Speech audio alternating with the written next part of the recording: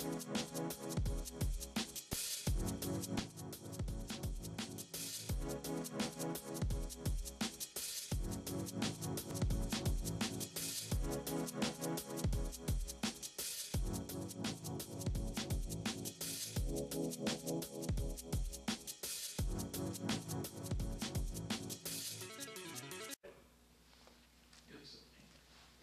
just an angry person. And TGIF, you're tuned into the Friday edition of The Exchange, and it's Friday the 13th. Don't walk in front of any black cats. Don't break any mirrors. Don't do anything that's going to cause you any trouble today. We're going to talk about superstitions, so stick with us here on The Exchange. Before we do any of that, though, I do want to mention our sponsors, as The Exchange is brought to you by the Ohio Neck and Back Pain Relief Center, Scott M. Gray, D.C., across from the Marion Center between TSC and Kroger. Call 740-386-6580. Night Owl Theater, located on the net at fritzlives.com. For more info, email nightowltv@yahoo.com. Bucyrus Placemats. To put an ad in, call Wayne at 419-562-8473. Located at 116 Wayne Avenue in Bucyrus. Also on the net, bucyrusplacemats.com. And now on this Friday the 13th, we head over to my good pal Charlie Evers for some fascinating facts. Yeah, one thing, I don't think I'd open an umbrella indoors on Friday the 13th. It's another one. Raining or not. But there was something about Marion that maybe people don't readily know. Back in 1917, about 1920, Marion was on the Lincoln Highway. Now, you know, Bucyrus and Mansfield, places like that, but Marion was on the Lincoln Highway for a few years until they straightened it out. Another thing about this area, you used to be able to get a 35-cent foot-long hot dog at the foot-long hot dog stand on the north edge of Marion. And one of the things that helped sell those was their everything sauce, and I've got the recipe. What is it? It's very simple. Mustard, ketchup, sugar, and diced onions, all mixed together in a certain ratio, and you can't beat it. What's the the everything ratio? sauce. I'm going to tell you. You have to tell me, Charlie, how much? You just have to experiment. You'll bring it in sometime. I don't, no, really, you just have to kind of judge it yourself. By the taste. Yes. There you go. It's really good. Thank you. And that's a fascinating fact for this Friday the 13th. And if you're going to be staying in tonight, which maybe you will because you might be frightened under the bed, here's a movie from Fritz the Night Owl. It's the Flick Pick. Fritz? Well, obviously you can't go wrong with any of the Friday the 13th movies. And of course, they're still being shown fairly regularly on cable and the regular TV stations. So I try to pick movies again that that were good in their times, but just aren't that commonly seen these days.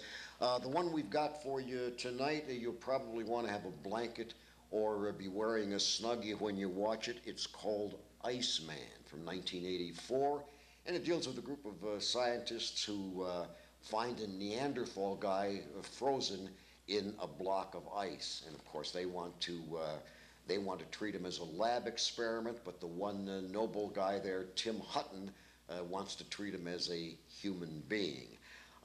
Actor by the name of John Lone does a great job of portraying the Neanderthal Iceman brought back to life for the 20th century. Also in the cast is Danny Glover and David Strathern. They've got minor roles. This was before both of them became big stars in their own right, and they do a great job. You can see their potential even in Iceman. The high-tech sequences in this, again, we're talking 1984, but even by today's standards, with the great CGI and stuff you see in the movies, Iceman high-tech stuff in 84 was very, very credible, believable, and great to see. Now, you'll probably wonder why these actors, you'll say, wow, what terrific actors they are. Their teeth are actually chattering all the way through. It's not great acting. It's because it was shot up in Manitoba with sub-zero temperatures outside. So the teeth chattering is actually real. The idea of this movie's actually been seen in movies like Tarzan and Quest for Fire, and any movie that's essentially a fish out of water type of plot element. But Iceman brings enough new and unique stuff to it to make it its own movie, well worth seeing. As I say, dress warm when you see it, but I think you'll enjoy spending some time with Iceman. Hey, that sounds like a great movie to tune in tonight on Friday the 13th. Joined on the panel this week by Chuck White, who's been sitting in all week. Chuck, have you enjoyed yourself? Very much so. This has been like old home week for me. Oh, good. Well, I'm glad to have you here. And this Friday, we're joined by a lady who you've seen twice on the show this week, Brianna Goodwin. Brianna, thank you for performing twice and joining the panel today. Well, thanks for having me. Now, we've got to ask, when did you know you could sing, and what's it like, and what school do you go to? Well, I go to Indiana Wesleyan University. I'll be a senior in the fall, and I've been singing, since ever I can remember. I took private lessons for 12 or 13 years, and I just really enjoy it. It's a great hobby, and I still sing in college. I'm in a huge choir of about 80 to 90 people, and we travel all over and sing, and it's just great. I love it. I always wonder this when I talk to somebody who can sing, because I can't. And how in the world do you know what's coming out of your mouth is good? Because obviously what's coming out of my mouth I don't know is not good until I see people's faces. I think, So, yeah, I mean, just family, what's the word I'm looking for? encouragement? Encouragement, yeah, and reviews from peers, and like I said, I took private lessons, so getting instruction from that teacher as well has helped. So. Well, it's great to have you here. Do you want to mention your age? I'm 21. 21. Yep. Great to have a 21-year-old person here, because yesterday we were talking, we're going to try to run through some subjects here about news. Where do you get your news from? The internet, mostly. Since I'm a college student, we don't have, well, where I go, we don't have cable. We have to pay for it, so we don't have access to TV news. So it's all internet-based, Facebook, different news stations. Do you believe what you read on the internet is true? Not always. I think it depends on what source it's coming from, because Yahoo and who knows what's credible and what's not, so. Chuck and I were talking yesterday, Mary Ann was in on this conversation about, is television, radio, and newspaper news still creditable? And here's what I'm talking about. We didn't quite get into it yesterday. Like the birther scandal. That became news on network news, and it was all innuendo. The network news knew it was true. I mean, Katie Couric, Brian Williams, they're the chief editors, Diane Sawyer, they knew darn well it was true, and they certainly are investigative enough to go out and get the birth certificate themselves. I mean, that's just a natural. But they didn't do that. They perpetrated it just like everybody else. They said Donald Trump is doing this, but it made the news. In 24 minutes they get on the 6:30 news. How can a story like that make it, and why don't they report the fact as to say, listen, we know he's an American. We know that the birth certificate exists. We know he never could have ran if the birth certificate didn't exist. That was not reported. We had to wait until Obama came out with it. Why does something like that happen on the news? Do you think that would have made the Huntley, Brinkley, Walter Cronkite, Peter Jennings, Tom Brokaw news? Yes, it was news. But that is very unfactual news. It's true, but it was on everybody's mind. Now, Well, that's true. they did get the copy, but the state of Hawaii does not allow the original to be Correct. taken. Right. And President Obama had to, he had to get a waiver. He actually personally asked the governor of Hawaii for a waiver and he sent his own attorney, at his own expense obviously, to get the original one because the state gave them a copy of it. And the birthers did not believe it. But see, I think that's infotainment, and I think that's cable. Cable news can do that because they've got 24 hours, 7 days a week to fill. Run that story if you want. But for a network newscast, which they say are going by the wayside anyways, for a network newscast in their 24 minutes to make that a story, when they know darn well what the truth is, why? Mm-hmm. I think, don't they, though, try to get different perspectives on the story itself? the story was news, because news is the unusual, it's not the usual. And so they have to report based on what they're hearing, what they're aware of, and they have to try to get both sides. And I think most of the stations, except one, networks, I should say, reported as factually as they knew at the time. And I don't think there was any intent by the networks to, except one, to distort the news at all. Well, I don't think it's distort. I don't want to say distort. I'm just saying, how does that infotainment make it into a newscast? Because if I was running CBS and I was the editor in charge of the news, just because CNN is running that, or Fox or MSNBC, I have 24 minutes a night. They have 24 hours a day. I know that President Obama could not have become president if he did not present a birth certificate at some point. Somebody did that work. But Scott, look at what has happened. The president has already come out and said, and he has shown his birth certificate. The birthers still don't believe him. That's And- true. And so they've given all of the information, but they still, then Donald Trump is now going on to another thing. Okay, he's got bad grades, he says now. Now, Yes. how stupid can you get? I mean, Right. it's, Fritz, you were. Well, I was about to say that the news wasn't actually about the truth of the birth or citizenship or not. The news was about the people who believed. Exactly. And it was a the, report. the vast number of people that believed Right. this particular report. So it wasn't the actual birth or good grades or not that was at issue. It was the fact that there are a lot of people that are believing this now. So the news was That was- about the news. But I think when you pour gasoline on the fire, you know, people, you're exactly right. It wasn't about is it true or not. Maybe it should have been. Maybe it should have been, of course he's a citizen. Of course this is true. And let's not have 10 more people on saying, oh, excuse me, it's not true. But that's what they do. The Tea Party, mass murderers. I always go through this in my mind. Why do they get so much FaceTime on the news when they kill somebody? You could present that story without ever mentioning that person's name. How often do you mention the victim's name and the victim's family's names as opposed to the murderer? Why do you have to say the person's name?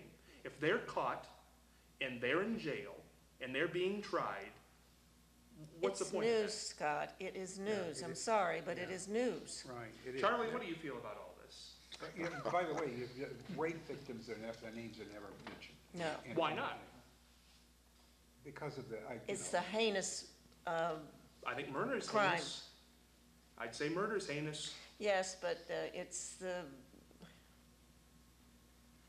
You're There- right about that, Of course, but- rape is a horrible but thing, and I it's- don't think it should be mentioned there either. But why do we draw that line? If my father or mother was murdered, I wouldn't want their name, the murderer's name out there, and they become a Charles Manson.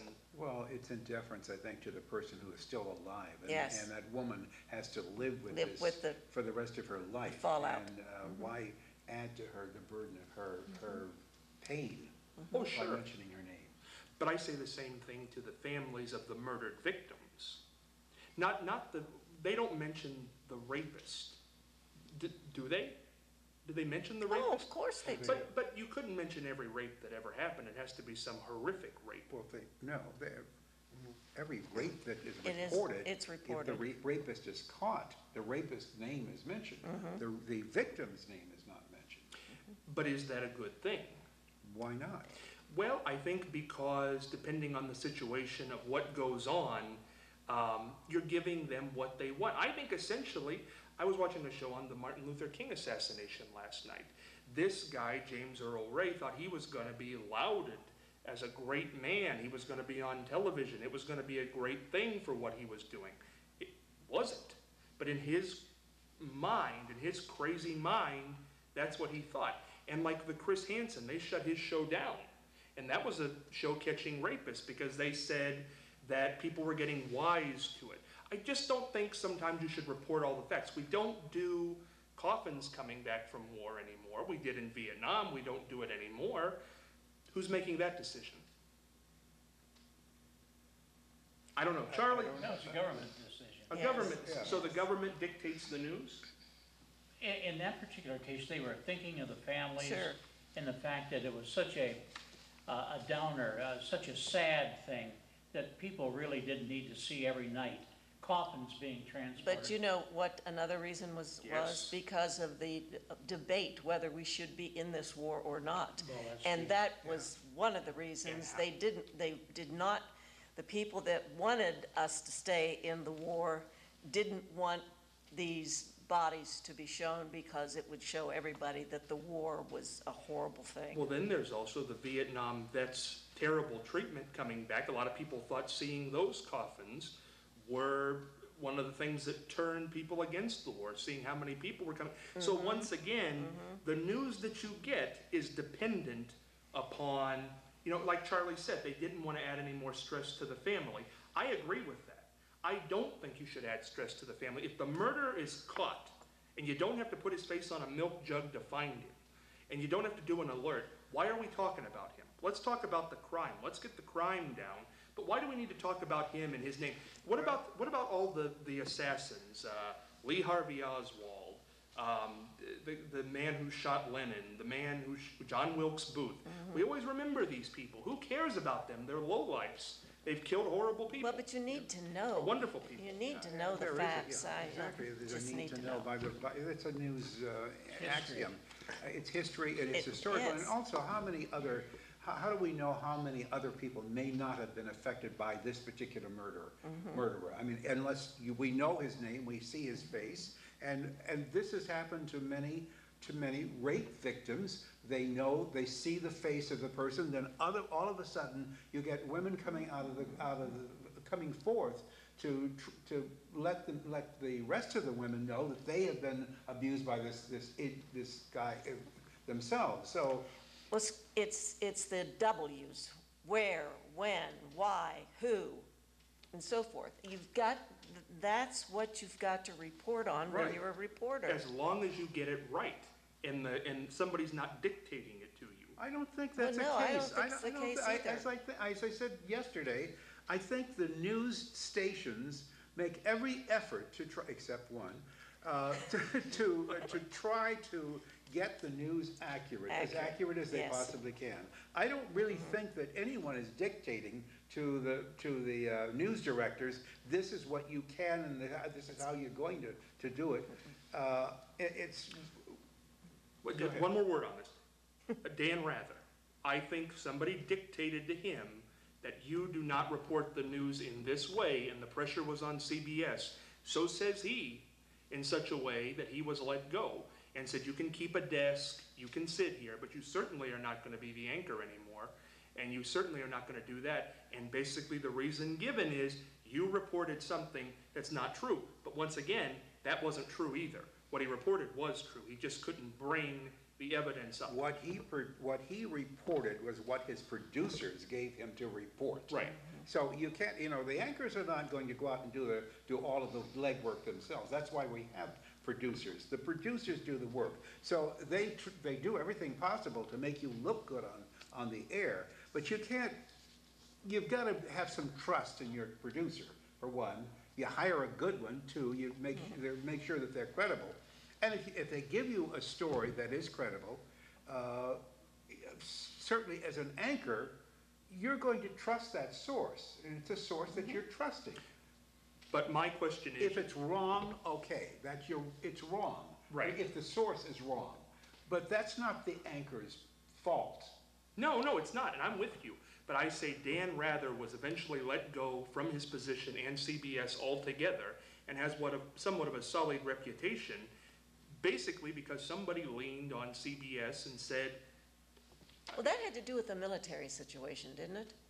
George W. Bush situation, Oh, okay. his military service. Yes, That's what that's I want Dan Rather to be able to report that story, because up to what he thinks is factual, I think's fine. But I do think sometimes companies are run by money, companies are supported by advertisers, and sometimes board of directors make decisions like that. And Dan Rather is one of the best, I don't think anybody's going to deny, reporters there ever was, who was essentially fired from his position on the evening news and then fired from CBS because the advertisers lean so heavy on the news department. So do you really get the news when advertisers are important? Could you go out if your advertiser was, how many times have advertisers pulled shows on the network levels in small markets?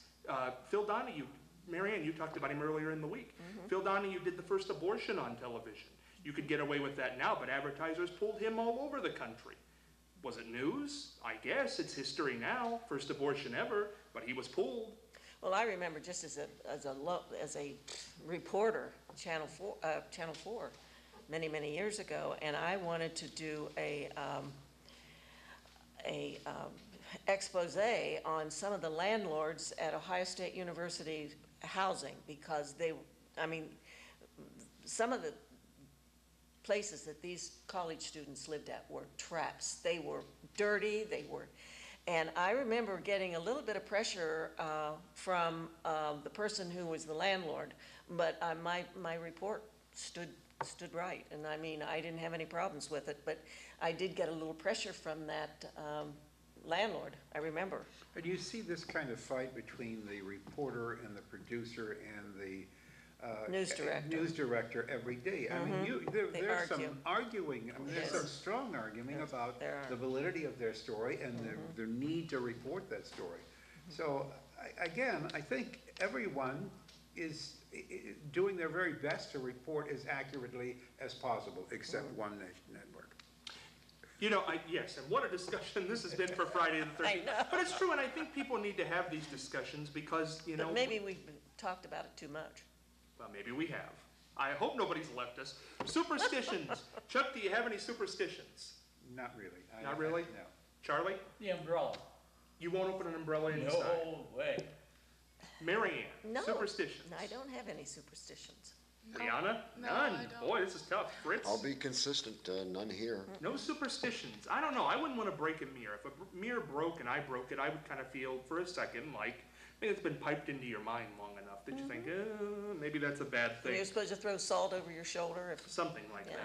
that. You're making that sauce Charlie was Right. talking about earlier on. We're going to go into the mailbag. I'm planning to marry the man of my dreams this August, although his parents are wonderful.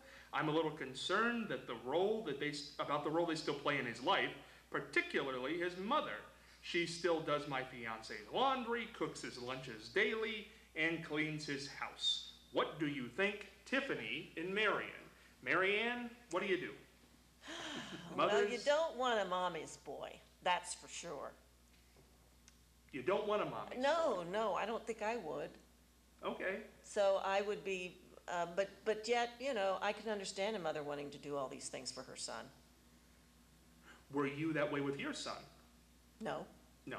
So he wasn't a mommy's boy. no, he wasn't. Brianna. We should, Yes, should let's ask go the to young Brianna girl on this because one. she would be a What would good person happen? to answer. Oh, I personally wouldn't want. Independence needs to come at some point in life. So you can't. Because then when they get married, he might expect her to do all that for him. So Would she do all that for him? I don't know. I don't know. Would you do her. all that for him? I would not do all that for There him. you go. Fritz? Well, it depends on how you define the word dependent, but the point is, I think that if the mother's gonna do the laundry and do his cooking and clean the house, the bride-to-be should say, wow, how terrific, I can go out and do stuff that I wanna do. I don't have to do windows. Mother-in-law will do the windows. So she might be missing out on a good thing here, or criticizing a good thing. Different perspective. Let Ma do the work. Hey, there you go. Charlie, what do you think?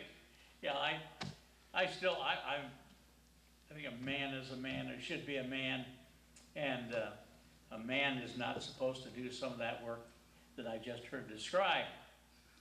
Oh, boy. I thought I was going to get letters about the news thing. Oh, Lord, Charlie. You just went on somebody's feet there. And we're going to leave that at that. Chuck, follow that one. How can I follow that?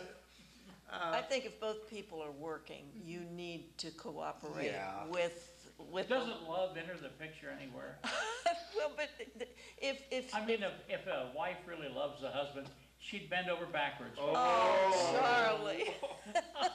I Well, then think the husband should bend over backwards and help her. And marriage is an equal thing, that you It is. give and take, and if there's a problem, then they should sit down and discuss it. And I think the problem is that if If the wife is very uncomfortable with the husband's mother doing this, then perhaps the wife should talk to the husband. The husband should talk to the mother and say, Mom, let's hold off on doing some of these things because it makes my wife uncomfortable, or whatever. Or just, I'm uncomfortable with you doing it. But it's an equal, it's an equal arrangement. Although my wife says that marriage should be we've been married 49 years this coming May. And she says that she still believes that marriage is a contract that should be renewable every year. That's There great. you go. That's a great I like line. it, I like If you it. have a question for the mailbag, you can join us on Facebook under the name The Exchange Marion, or email them to us at irmcommunication@gmail.com. Brianna, beautiful performing this week. Thank you so much for Yes. coming in and sitting in. Chuck, it's been fun to argue with you this week. It's I've been enjoyed great. it. It's been It's been wonderful. fun for a reunion. And now, as we do each and every Friday, it's become our favorite thing to do here on the program. Charlie, you've already offended women today. So now we're going to come to you because we're going to give Charlie Evers, now get the camera on Charlie, Charlie Evers' opinions on men who shave their head. Charlie? Well, now I think if you're gonna shave your head, why don't you have a tattoo put on it and put the whole mess together in one shot? How do you think the men with shaved heads look? Bad. I mean, the human skull is nothing to brag about. I mean, the human skull is, and why men wanna shave their heads? All because that guy with the lollipop on TV started it. What was his name? Kojak. Kojak. Telly Savalas. Yeah. Does he go around With today the with his hair lollipop. shaved? No, that was only an act. I've Oh. heard that women like men who have bald heads. Well, I tell you, if you're a policeman chasing somebody or in a fight, they can't pull your hair. Yul Brynner. It all started with Telly Savalas. No, Yul No, Brynner Yul was Brynner was Brynner. the Yul original. Brynner was first. I think he had The a King and disease. I, The King and I. Yeah. the King and I. But he shaved for the part, Right. but he liked it so He well liked he it so kept much, it. right. I think if you have a nice looking head, I think it's fine. But if like you have all kinds of ripples and stuff. Well, that's it. How many skulls are smooth and symmetrical? Run into the bathroom and check your head for ripples. We're done. TGIF. See you next week.